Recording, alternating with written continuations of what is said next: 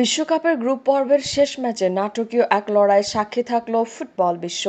কাবো Verde এবং Saudi আরবের মধ্যকার ম্যাচটি শেষ হয়েছে গোলশূন্য ড্রয়ে। তবে এই ড্রয়ে ইতিহাস গড়ে দিয়েছে কাবো ভার্দের জন্য। ম্যাচের শুরু থেকে দুই দলই সতর্ক ফুটবল খেলেছে।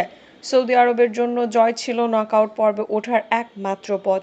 অন্যদিকে কাবো ভার্দের লক্ষ্য ছিল অন্তত 1 পয়েন্ট নিশ্চিত করা। তাই পুরো ম্যাচ জুড়ে ছিল টান টান উত্তেজনা। বল দখলে কিছুটা এগিয়ে থাকলেও সৌদি আরব কাবো ভার্দের শক্ত রক্ষণভাগ ভাঙতে পারেনি।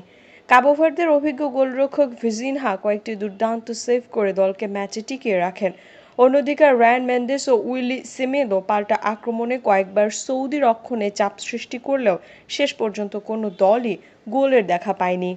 অন্য ম্যাচে স্পেন উরুগুয়েকে হারিয়ে দেওয়ায় কাবো ভার্দের জন্য এই ড্রই হয়ে যায় সোনার সমান।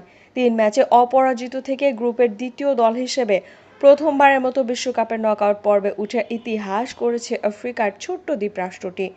অন্যদিকে সৌদি আরব লড়াই করেও বিদায় নিয়েছে এবারের বিশ্বকাপ থেকে। 3 ম্যাচে 2টি ড্র এবং 1টি হারে তাদের অভিযান শেষ হয়েছে গ্রুপ পর্বেই। এখন কাবো ভার্দের সামনে আরও বড় চ্যালেঞ্জ। রাউন্ড অফ 32-এ তাদের প্রতিপক্ষ বর্তমান বিশ্ব চ্যাম্পিয়ন আর্জেন্টিনা। ইতিহাস গড়ার এই স্বপ্নযাত্রা কি আরও দীর্ঘ হবে, নাকি মেসিদের সামনে থেমে যাবে? সেই উত্তর মিলবে নকআউটের মহারণে। Anika Tahsin, sports FCB।